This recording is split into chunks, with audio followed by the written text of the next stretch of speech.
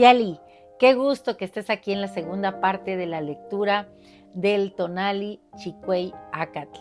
Recuerda, 8 carrizo. El carrizo sirve para hacer flechas y las flechas son el símbolo del guerrero, el guerrero mismo. Y el guerrero en esta cosmovisión es un ser que va por la vida con conciencia de muerte y con gozo por ella. Es aquel que tiene un pensamiento florido, que tiene una palabra que es un canto de guerra, un ir por la vida levantándose, renaciendo, aprendiendo, ganando sabiduría. Ese es el guerrero. No es aquel que se enfrenta cuerpo a cuerpo y que malgasta el tona. Es el que sabe, como la flecha, direccionarse, canalizar su energía. Y el arco con el que impulsa esta flecha es el tona de su corazón, la luz de su pensamiento.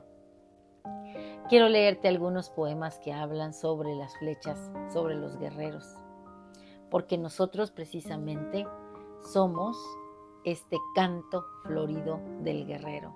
Y dice así, de José Emilio Pacheco, La flecha. No importa que la flecha no alcance el blanco, mejor así, no capturar ninguna presa, no hacerle daño a nadie, pues lo importante es el vuelo, la trayectoria, el impulso, el tramo de aire recorrido en su ascenso, la oscuridad que desaloja al clavarse vibrante en la extensión de la nada. Un verso es una lanza o una flecha. En esta vida de luchas, la flecha somos nosotros direccionados. Muchas lanzas o muchas flechas se convierten en poemas. Juntos somos cada uno una flecha y un atado de flechas es una comunidad fuerte que logra sus objetivos, que ama con determinación a todo ser que llega a su entorno, a su contexto. Los hay o las hay, las flechas, las hay de amor, las hay de odio, de desespero y de miedo. También sobre la naturaleza hay flechas. El mar tiene flechas, el cielo y la tierra, porque las flechas son dirección. Son el anhelo para llegar a una meta. Y también encontré un texto muy bonito de Nadine Stair que se lo adjudican a Jorge Luis Borges y habla de lo que es ser un guerrero. Y dice así, valgo. De tanto perder aprendí a ganar, de tanto llorar se me dibujó la sonrisa que tengo. Conozco tanto el piso que solo miro al cielo. Toqué tantas veces fondo que cada vez que bajo ya sé que mañana subiré.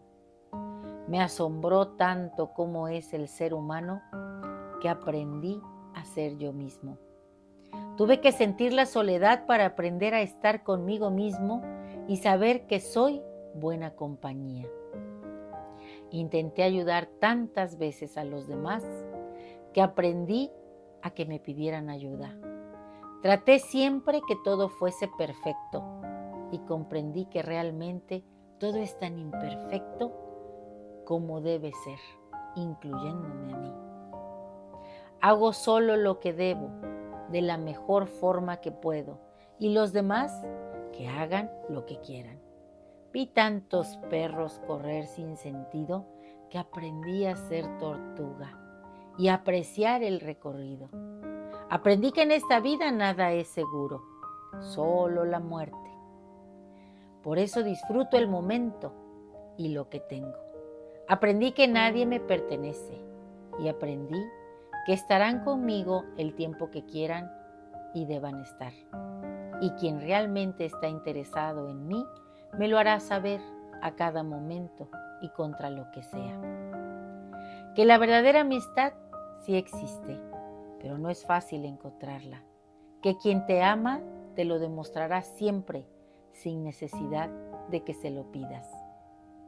Aprendí que ser fiel no es una obligación, sino un verdadero placer cuando el amor es el dueño de ti.